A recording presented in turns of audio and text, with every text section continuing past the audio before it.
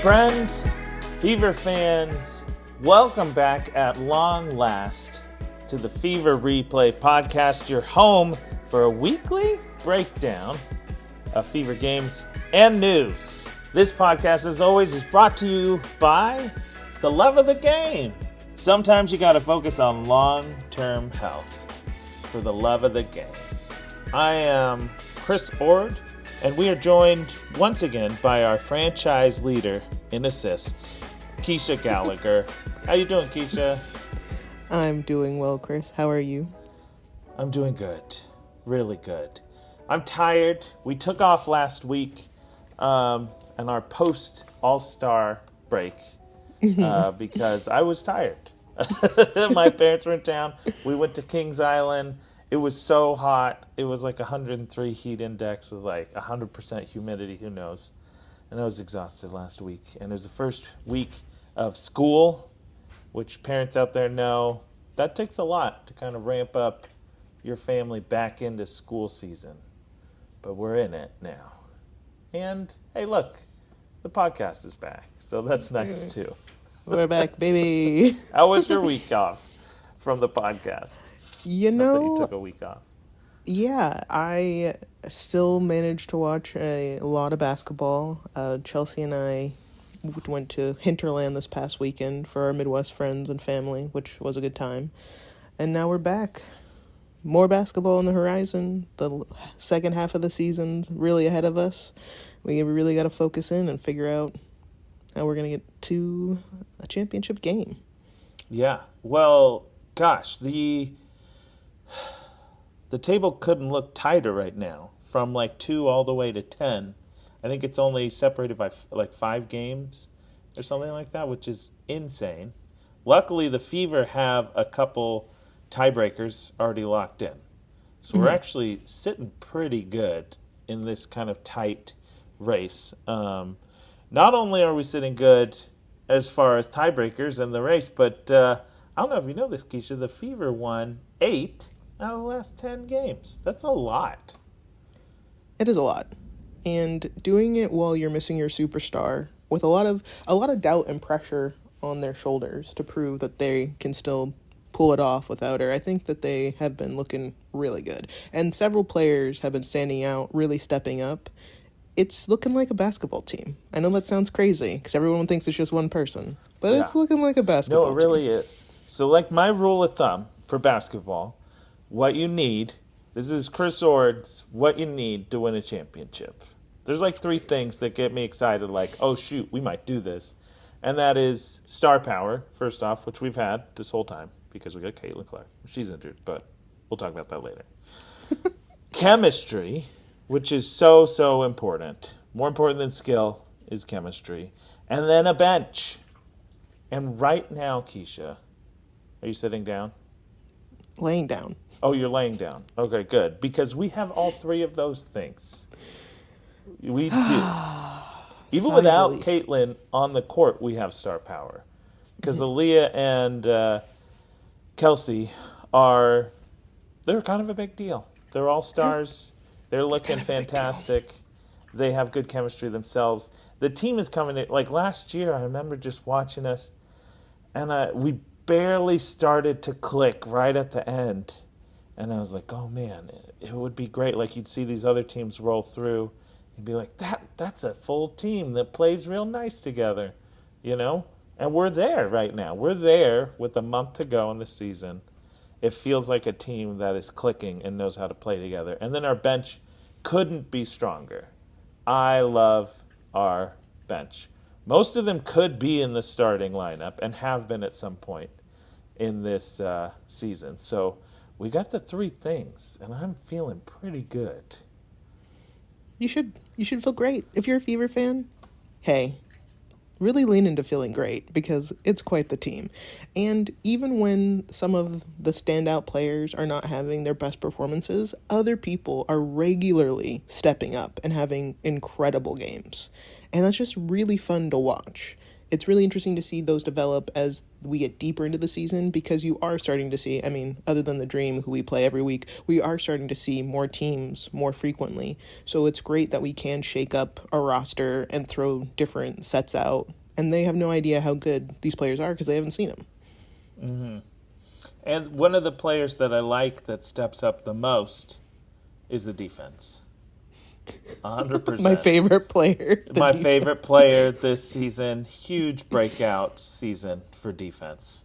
I was trying to find out the exact thing, but one of the commentators in the last 2 games said that they were talking to Coach Stephanie White, and she said that the 3 keys to her defense are activation, adjustment, and awareness. The 3 A's. Activation, adjustment, and awareness. It might not be adjustment. It might be something that also means adjustment. Like, I was trying to fact check myself and I couldn't find it. And I felt like after hearing that, I was watching, and you can see that really play out. Like, I felt like versus the Storm, we had a horrible offensive game. Like, we're talking about, star player, Kelsey was not present on the offense. She tried so hard. She was trying every different way. She was missing so many layups, which we know, crazy. Like, every person who follows the Fever is happy to see Kelsey go for a layup all day long. Even after she misses 10, you're like, well, she's great at these. Keep going. But she kept missing. It was insane. But our defense stepped up in a huge way. And one of my favorite things to see is, like, we will step in a passing lane, swat at the ball, right? And but it's not that player that ends up picking up the ball. It's another player whose head was just on a swivel, and they snatch it right away before the other team can even react. And that's special. That's something that's coached into them and practiced. Like, that's not just something where the whole team can be like, oh, in that snap moment, I'll do that thing. They're like, no, we're all constantly going to be trying to get in the way. We're going to have busy hands. We're going to have our hands up. And when that happens, we need to react and then turn it into a transition play. And, like, that consistently happened. Like, it felt like we were in charge the whole Storm game in spite of us, like, struggling so bad on the offensive end. I would say that that's a really fair assessment of that game. It seemed like both teams actually struggled on offense, and it really was the battle of the defenses, who was going to step up and out-rebound and outperform. But we were just... I mean, Natasha Howard... I know this isn't a Natasha Howard appreciation podcast, but it could be, because the way that she creates and carves out lanes that then open up the whole floor, correct, especially when they're struggling on offense, is just it's a she could teach a master class on it. And the way that energizes the whole team, so we can dig into these games where we're struggling offensively, is incredible. And then on the defensive end, the busy hands of Lexi Hull and Sophie Cunningham and McDonald and even Howard and Boston, I just feel like there's always someone being annoyed by someone on the Fever, and I mean that in the best way possible. Yeah. Like, that's what you want on defense. And I attribute that to it being a younger team, but also just everyone is active. It is an active defense, is an active offense. I think that's a really great descriptor for the Fever this year, is they look active. That's the first they stay activated of Stephanie White's defense. The next one is adjustment, and then after that is adaptation. Is that what it was? It's awareness. I feel like you really do see it. You really do see it, because like you said, you see the activation, the busy hands stepping into lanes, and then you see the adjustment of, like, people being ready, and then the awareness, like, hey, if defense is working, balls are going to be rolling on the floor. They're going to be popping in the air. Like, all 3 of those levels you see happen all the time. It's fantastic. I love it. I'm very excited. Let's see. Okay, so there was kind of a big game for the podcast. This wasn't necessarily a big game for the WNBA or for the season or even necessarily for Fever fans, but it was a big game for the podcast. What was that big game, Keisha? Do you know what it was? What was that big game? Let's see. Let's look at the last few here and see if I can Oh, identify no, I what don't Chris... think you need to look it up. Because Keisha, just as a reminder to all of our fans here, Keisha's wonderful. And she's a Oh, big Fever fan. please don't. Honestly, Oh, she this is the is game a we're going to talk big about? Fever fan. I just want to mention it. Okay. But Yeah, the she's a Phoenix Mercury long-time, game. die-hard Phoenix fan. And we're not holding that against her. We're not at all. I feel personally attacked by my own But podcast in the following ways. we finally got to play them. And honestly, just want to say it was a good game. It was a back-and-forth game. Both teams had moments where they looked great, and both teams had moments where they were playing terrible. But both teams stayed in it the whole game. So I thought it was a great game. We did win it, though. The Fever. It was a tough game. It was a tough game for me because I do love both of these teams very much. I've loved Phoenix pretty much from jump. I will always love Phoenix. And Alyssa Thomas had 8 turnovers in that game, and I cried. It was a hard watch. But again, this was, I think, a game in where the door was open for Indiana, and they walked through it. They really did. There were just too many opportunities for them to win, and they took those opportunities. I can't wait for Phoenix to be healthy and to come back. Mm-hmm. But that was a tough game for me. Happy to see the bench contributing like that. I thought Bibby, I know we haven't really had a chance to talk about her yet, but Bibby really impressed me in that game. Oh, yeah. Dantas really impressed me in that game. And then of course Boston, McDonald, they were devious. They were evil towards Phoenix that game. That game, also the Storm game that just happened, showed a lot of the maturity that we kind of were worried about earlier in the season of not being able to close out games, dropping quarters, or like stalling on offense. The team doesn't do that now. I'm not saying it's never going to happen again, but they know what to do when their offense stalls. Like you said, we might lean on Howard to like get the motor running again or something. Or, for instance, we saw the Storm have this really big 11-0 run to close out the game at home for them. A game where they were tired. Both teams were very tired from the get-go. Mm-hmm. You can see it on the court. They weren't not trying, but they were just both kind of exhausted. They've been playing a lot of games. But you saw the Fever stand up to this 11-0 run, never really stop. We weren't able to score, but we were constantly pushing and pushing and pushing until we actually, stopped the run and won the game. Mm-hmm. And it wasn't exactly that in Mercury, but you saw this back and forth, and the Fever never let go of that. And they weren't no, you guys have it today. That never happened. They were there, they were present, they were fighting. I'd say Phoenix, it wasn't so much that Phoenix gave the game away, but they definitely lost that game. Like, the Fever played really well, but I don't know what Phoenix was doing. This last game against Seattle, I would say the Fever definitely won that game. It wasn't given to them. They worked really hard, and I know people are going to say, or they may mention that Seattle did have a pretty long double overtime matchup in their last performance, but, this is the WNBA. You have to be prepared for overtime. You have to be prepared for one-day breaks, especially when we're getting into the nitty-gritty of the season where we're running out of games. That same day, and we're on the road. I'm just saying. I know, but everyone's got to make a comment about the schedule, and the schedule is brutal, absolutely. But that's what you're signed up for, and you hope that you have the bench depth and you can rely on those players. And unfortunately, as we all know, injuries have been impacting the entire league. Yeah. But you gotta be prepared to go those extra minutes, and I think the Fever, they look like they could have played overtime if it got pushed to that point, and I don't think Seattle was prepared to keep going. Mm-mm. No, they wouldn't have. They would have said, we're good.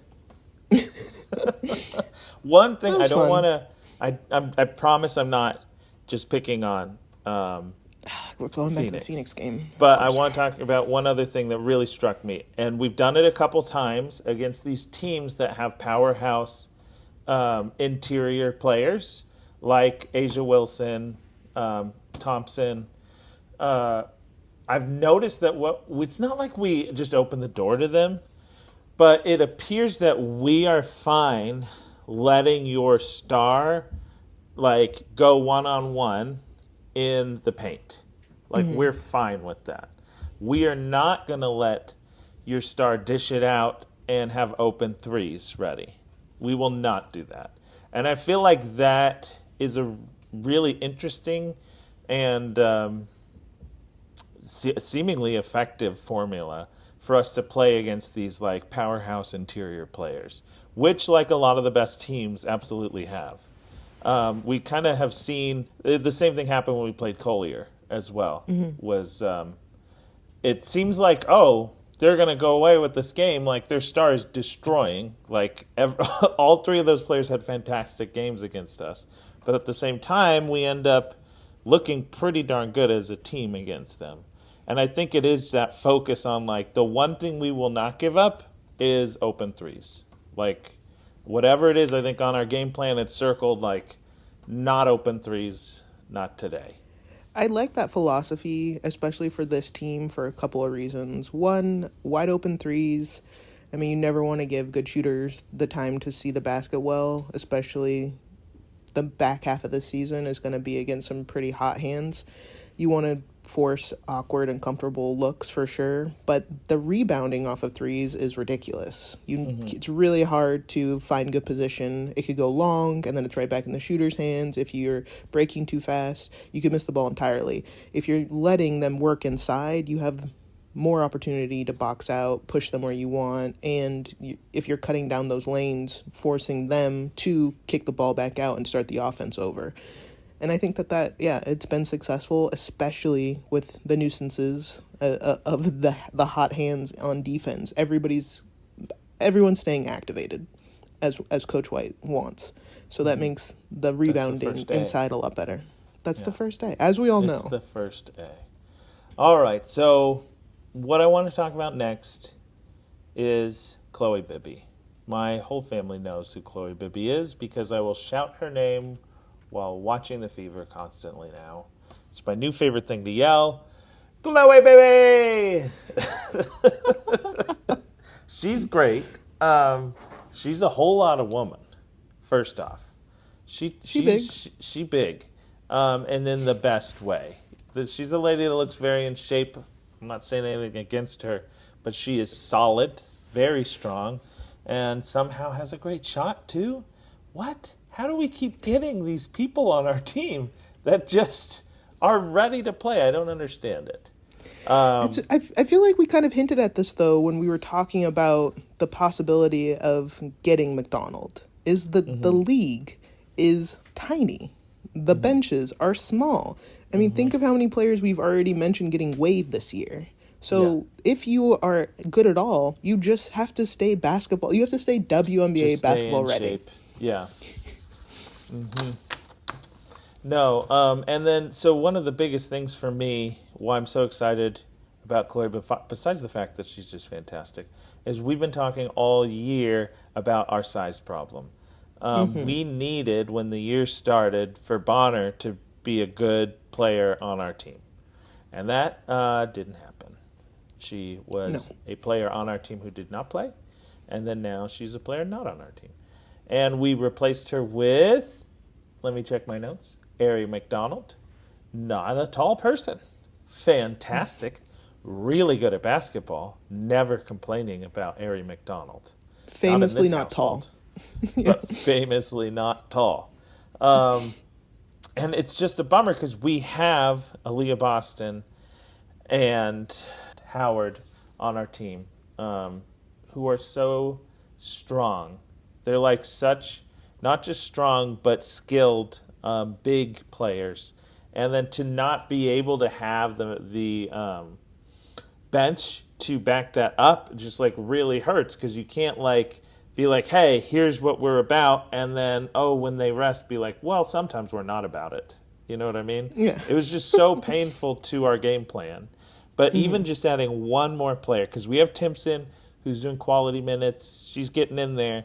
But we need 4. You need 4 people who are big to be playing on your team, if that's going to be part of your identity. And we have them. And she's ready to play and, like, so poised. She's making great cuts. She's taking great shots. She's assisting. I don't even understand. I don't understand what's happening. Yeah, I mean, she is fantastic. For those of you who may not know a little bit about Chloe, she was playing. Well, she's Australian. She came to the U.S. to play basketball. I think she actually started in Mississippi, but ended up playing for Maryland. Maryland is a great basketball team. They generate a lot of physical players, a lot of shooters. I think she went undrafted, but had been in conversations in 2022, and then had really been playing specifically in Australia for the last couple of years. So having her staying active, playing on multiple teams, and being this good already, I mean, sky's the limit on talent there. She's strong. She has a incredible shot. I mean, I think one of her first threes that I saw her was directly in the face of one Asia Wilson. Not sure if you've heard of her, former MVP, maybe one of the greatest players, if not the greatest player alive. Shot it in her face like it was nothing. Drained a three, a deep three, right in her face. And just went down and played you some just defense. Joined this team. So, like, this is what I mean when I say poised. I don't mean it lightly. It doesn't make sense for somebody to join your team. Like, the nerves of being on a 7-day contract. Like, could there be a more intense professional feeling? Like, imagine you, not even a professional sport, you got hired at a job on a 7-day contract. And they're like, let's see how your first week goes. And then maybe you'll have a job here. That's crazy. Not even her first time, though. I think she actually had, like, a couple of games with the Valkyries, too. There's been so many players, and Ari McDonald similarly, where you think you're going to be somewhere, and then there's a decision made, and it's just like, okay, well, it didn't work out. We're waiving you, and you just need to stay ready, because who knows what injury will befall the next team, and they're going to need another great shooter or a great post player. It's real pressure. It's not pretend pressure. It's not something you can be like, oh, no big deal. I'm just getting in my head. It's just imposter syndrome. No, you might not play here next week, right? And then you got Asia Wilson right in front of you. You get past the ball, and you're like, I'm just going to jack up a three, no big deal. You know, like, I don't feel like she's played a single minute of, like, poor basketball or even mediocre basketball for the Fever so far, which is professional. Crazy. She looks like a professional. Yes. She is out there. I can tell. Like, I mean, I could be wrong, but as someone who was injured while playing basketball, I feel like I can tell when someone's watched a lot of film. I can tell that she studies the game. She knows where she needs to be, and she's ready because she wants it. And that's the best kind of player to have. Is maybe she's not going to start. She may be on really limited minutes, but she wants it. Absolutely. And that's exactly what we need. And that's like where the team already was. Like everything we've kind of already said this podcast. The team is like locked in. They know what the plan is. And they're trying to make it happen. All of them. Like every single one that gets playtime is right there. And then she's plugged in and meets them at that same energy, which is fantastic. But let's also talk about people who aren't playing, i.e., Caitlin Clark. Sabali. Oh, okay. We're back to Fever. That's right. Oh, yeah. No, I'm sorry. We're talking about the Fever. But we can talk about the Mercury game if you want to. Not the game. Okay, let's talk about that. The Fever. Well, okay. No. Okay. So Caitlin Clark, since the last time we did a podcast, we've now had 2 updates on Caitlin Clark. The first one was bittersweet isn't the right word. It was like bitter fine with it. Bitter okay. Bitter comfortable. Bitter comfortable is what it is. Because, I think all of us were very scared that they would just put Caitlin back in again too soon. Like, that was my main question with her going out for the 3rd time, was just like, who's in charge of these calls? Like, we can't do this. Who is, like, let me talk to the doc that said she was good. Like, just let me talk to her, check them out, But, so, when they made the announcement that they're focused on long-term health, that's as vague as it gets, but it also very much spoke volumes, which it said, you know what, Caitlin might not come back this year. Which I think we all understand. I think, if you ask me, if we're in a good position come playoffs, she might play like 1 or 2 games before the playoffs.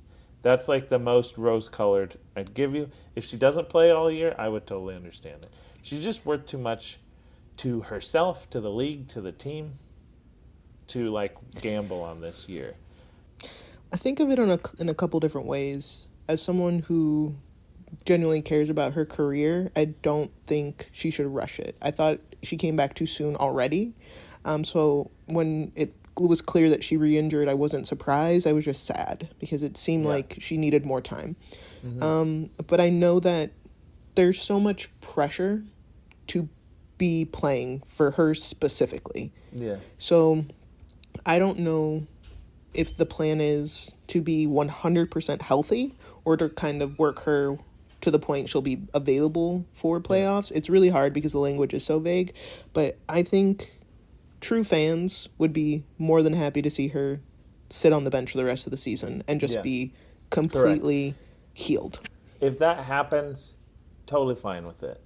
I do think there's enough time, and her injury isn't that severe. Like, we know that.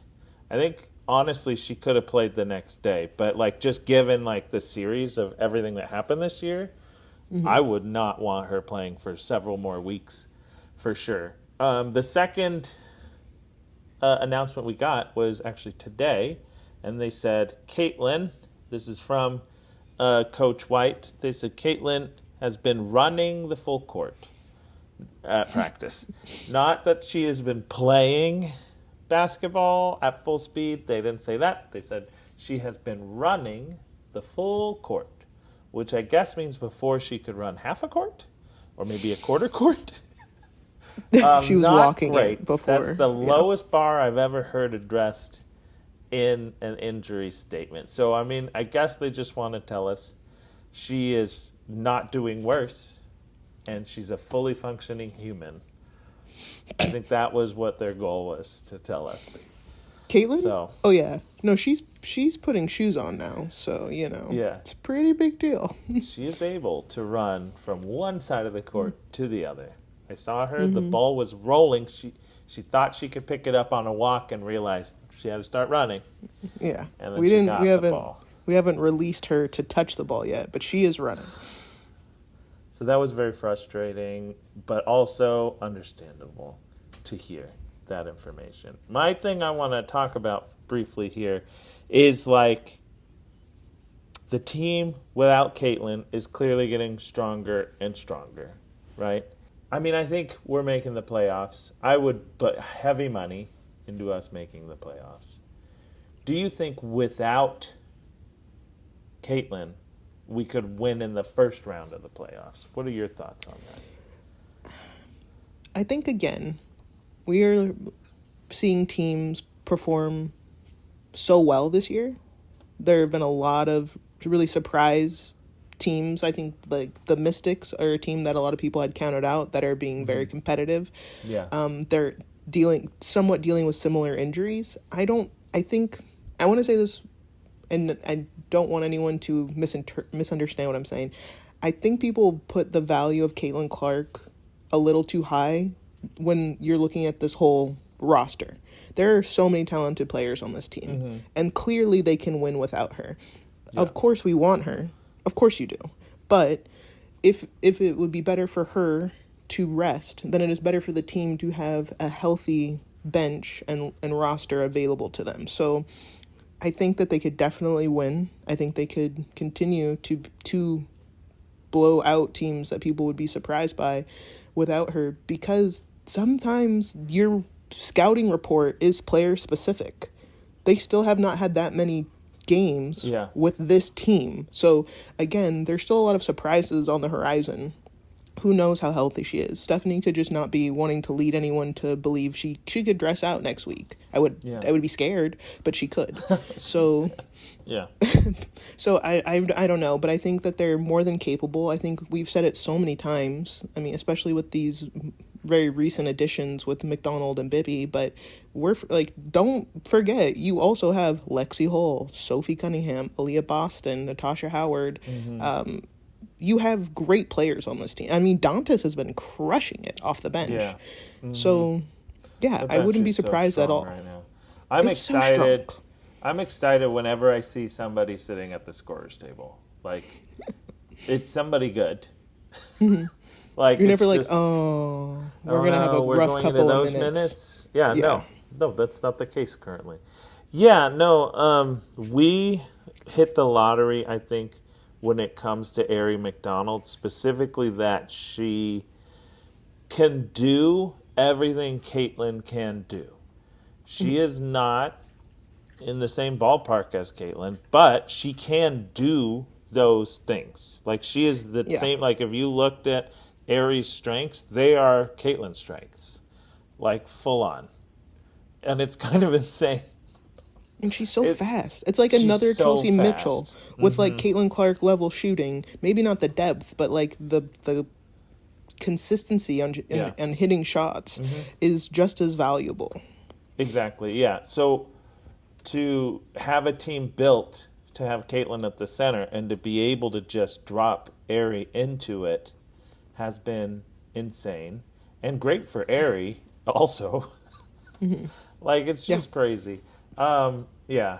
I think the the thing that makes me the most nervous because like if we go into playoffs without Caitlyn, it'll just any win will feel fantastic, and I think everybody knows that the like expectations will have dropped significantly with Caitlyn on the sideline. The thing that makes me most nervous is there is plenty of time, let's say, for Caitlyn to get healthy. I'm not saying it has to happen or needs to happen, but it is a very reasonable possibility that she would be joining us. I just get nervous about installing her. Like, I know she's fantastic. She showed both the team and her showed no hiccups. We've had to reinstall her 3 times this year, very frustratingly. It's never been a problem. But at the same time, we've seen our team take on some of the best teams out there right now. And, like, they kind of know what to do when they're struggling. They know what to do when they're doing well, how to push the pace. It does make me a little nervous thinking, like, she's just such a big mover and shaker to, like, just throw her in. That makes me a little nervous, but also obviously excited. I don't know what I'm saying. I'm just sharing with you guys. I'm just being real here. So really real. No, Thank I mean you. it is. I know this is not. There aren't enough Phoenix fans listening, but also having just an injury laden year, it's been brutal. Like it is so hard to watch players you love, people you support, like these teams that you're putting all this energy into, and they're just falling to pieces. Their careers are hanging by these decisions, and you have no idea really what's going on. And of course, it's not for us to always know the level of these injuries. They don't want the other teams to know. That's also like this is a real person who's privately going through something. Yeah. It's been a crazy year. It's been a crazy year for injuries, and you want these incredibly talented people to have a long career ahead of them. So it seems crazy now to be just frantically wanting to see them in every game, knowing that if they did that, we could be sacrificing years of their career. Yeah. One thing that just kind of like warms my heart is you see Caitlyn. There's been reports you can see her. There's footage of it and so many videos.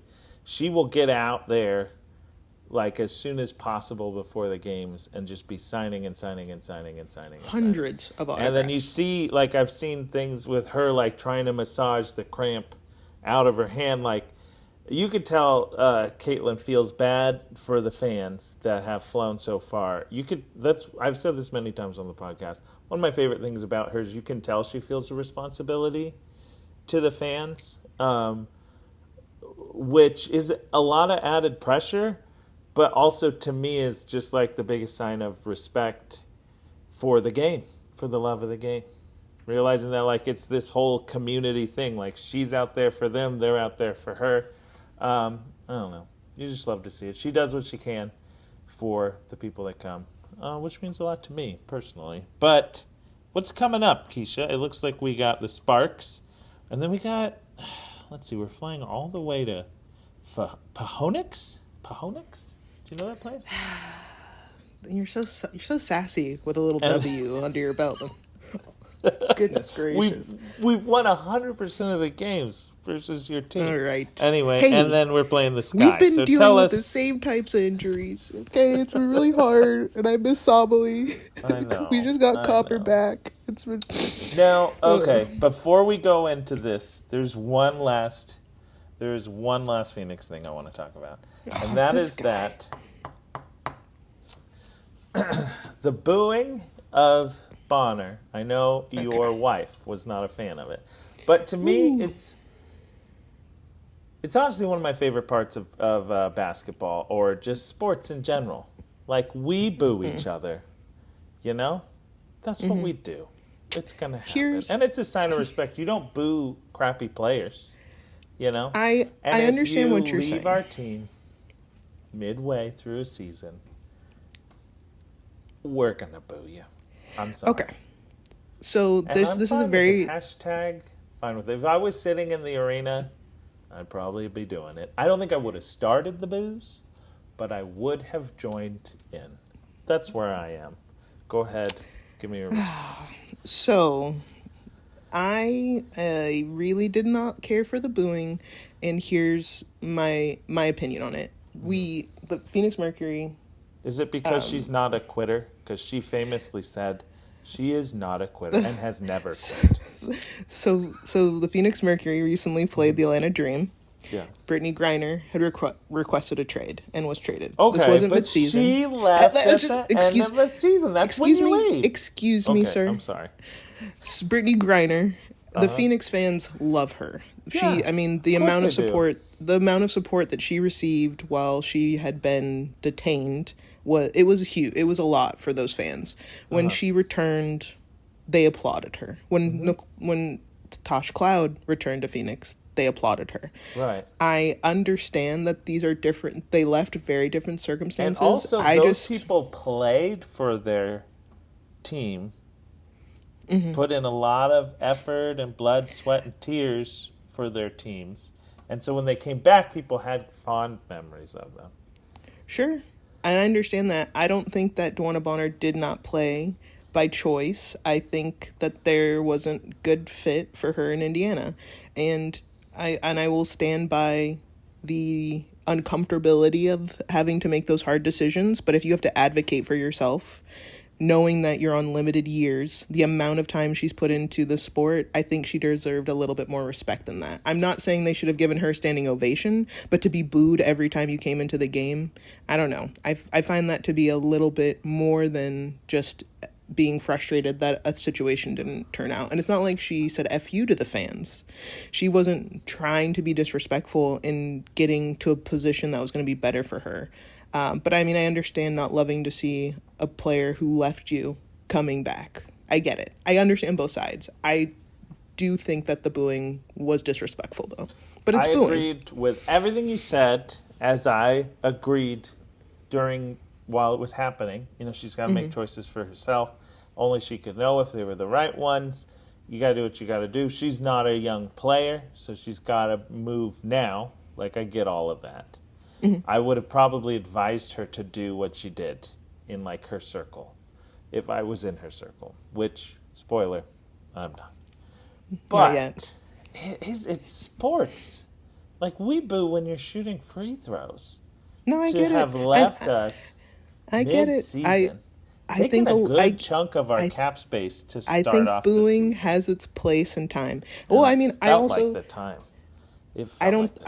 I don't love the decision for her to go to Fever in the first place. I thought that was a bad call, but nobody asked me. You know, no one got me on the horn and asked me for my opinion. So I didn't think it was going to be a good fit for her. My understanding is she wanted to be there to be closer to her kids, and assuming that having been under Stephanie White, that it would be of similar experience to Connecticut. Clearly it wasn't. I think even now she's struggling to find her footing in Phoenix, but it's obviously better because she's with a former teammate. And Phoenix was her former home. They willingly wanted her. I mean, who wouldn't want Dwana Bonner? You know, apparently the Fever, but it's fine. I think that the unsung villains of this situation, and is the salary cap? No, the unsung villains, I gotta say, probably gotta be her kids, right? Oh, yeah. She very clearly said, I wanted to play where I can see my kids more. And then, partway through the season, she's like, I don't need to be here. Oh, So bad. all I can say is I think if I was in the stadium and they started the booing, I'd be like, oh, we're doing this? I could do it too. Yeah, I guess I get it. I get it. I do get it. I understand it. I think one boo, I would have been like, okay, fair. Every time she comes into the court to boo for a pretty long time, I didn't love it. But it's fine. It's sports. It's what happens. You don't have to love every decision your teams makes, and you don't have to love the decisions those players make. It's all part of the game. So true. All right. So what are your thoughts? We got Sky, Sparks, Phoenix. Those bums in Phoenix again? Those bums yeah. in Phoenix. So with the Sparks, this is exciting because one of my favorite players is back, baby, and that's Cameron Brink, the blocking machine. She basically was absolutely insane until she got injured her rookie year. Some people call certain shooters like a walking bucket. I call Cameron Brink a walking block. She defensively, she is the wall. Like, I'm a little nervous, excited to see what the Fever will do now that they have a completely new defensive lineup available to them against the Sparks. But the Sparks have struggled this year. They're doing better than they did last season, but they don't really have that same chemistry the Fever have. They are relying on 2 or 3 players every game to really carry the load. So as long as they shut down Rakia Jackson and don't let Dearica Hamby control the offense, they should be fine. Now with the Sky, still dealing with quite a few injuries. I don't know if Angel Reese is coming back. I don't know if Ariel Adkins is healthy. They've really been running through their roster just trying to find a combination. Sometimes they're finding success. Rachel Banham can shoot. She has been kind of forced to be their point guard, but they are struggling. So as long as they continue to struggle on offense, and as long as we do not allow Cardoso to own the boards, should be another victory. And then Phoenix, I think probably Phoenix is going to come back with a vengeance. Alyssa Thomas had a really bad game. I don't know if Satu Sabali is healthy. Right now she's out, so that could be an advantage for the Fever. But, I rinse and repeat what you did last time, you jerks, and you should be fine. Thank you. I appreciate that. That was very big of you. It's a really hard game to watch. We're going to see it again. Still upset. Yeah. All right. Well, Fever fans, thank you for your patience. We know we heard your cries in anguish last week when we did the post. But we're back. We'll be here for the rest of the season. I hope you guys have a good week. Please, please, please keep Caitlin's growing in your prayers. And we will see you all next time on the Fever Replay podcast. See ya. Groins and prayers.